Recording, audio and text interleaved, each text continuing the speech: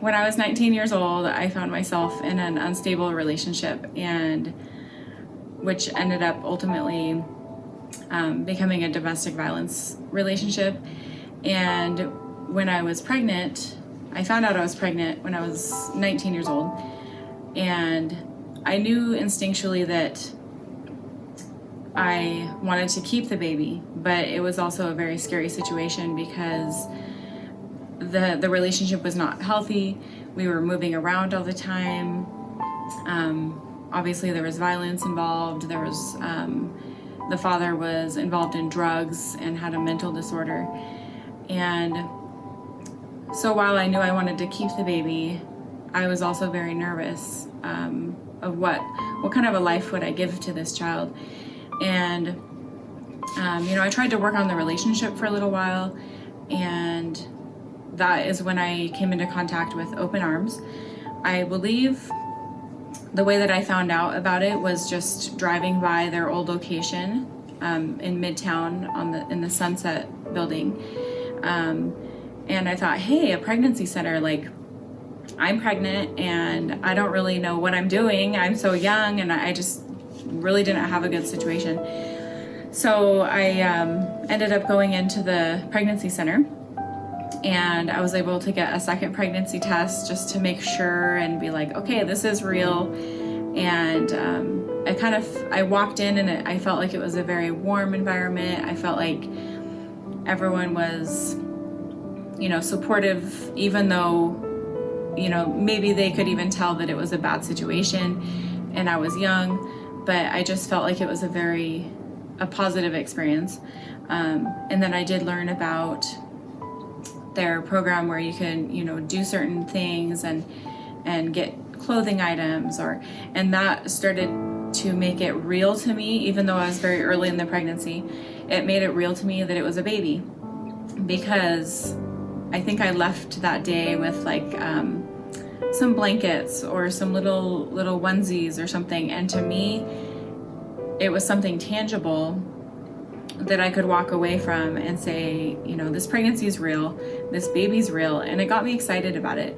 I still had a long road ahead of me because of the situation that I was in, but it gave me hope and it made me excited about it. And so I think that kind of sustained me.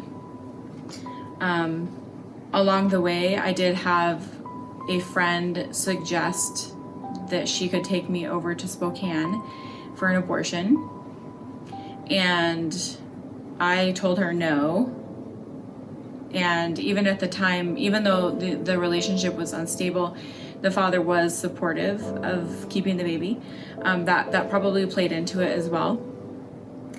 But I deep down, I knew that I wanted to keep the baby.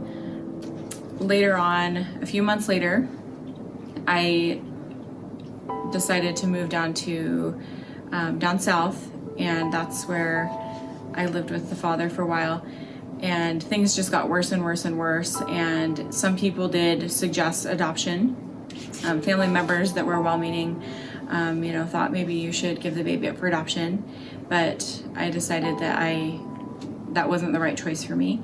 So after having, physical abuse happen in the relationship, I decided to leave. And at that point, I moved across the country and had the baby in a different state. And that's when I began my life as a single parent. I decided that I needed to go to college. So my plan was to go to school to become an RN. And I was taking college classes and also working. And so I did that for a few years and just kind of adjusting to life as a single mom and, falling in love with being a parent. And my son was just awesome. He was really the reason that I started making good choices in my life. So I've looked back now and I reflect on it, and I was not making good choices when I got into that bad relationship. And I think if I hadn't had my son, I would have gone down a very dark path. So he was really the inspiration for me to make good choices. I knew I had to take care of a kid. And so I went to college, I was working, and when he was about 3 years old, I met my now husband. We met at the college and we became friends, and he realized that I had a son and he was totally fine with that. We started hanging out together and got him used to being around my son, and they really hit it off. And so we ended up getting married the following year, and since then we have had 5 more children. So we have a house full of kids now. So my oldest, who I had come to with for Open Arms, he is now 15 years old, and my youngest is 2 months old. So we have quite a large spread, but my oldest son is a really good big brother. He takes care of all the other siblings and he plays with them, and he's very helpful. And he's really an amazing kid. I mean, he's very intelligent. We homeschool him, and he just thrives with his academics. He's really gifted in history and literature. I mean, he's the kind of kid that will stay up until midnight reading books, or 1 a.m, and I'm like, turn off your light, you need to go to sleep. And he has a brilliant memory. I mean, he'll just remember all sorts of lines from literature and movies, and he's just an amazing kid. And he's also really gifted in soccer.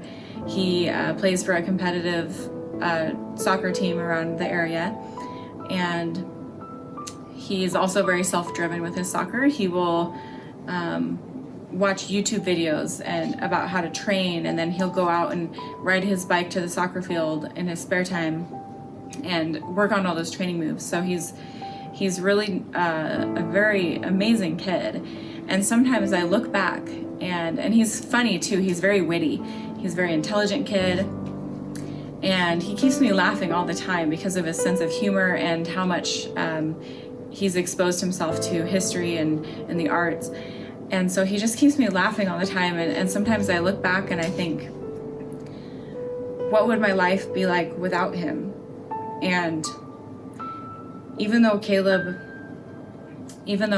it was a very hard road with him, I look back and even though I never really considered abortion, I can't imagine my life without him. He's such a joy. And Open Arms, it was instrumental because it was a very sensitive time in my life, and it gave me this feeling of hope and positivity about the baby.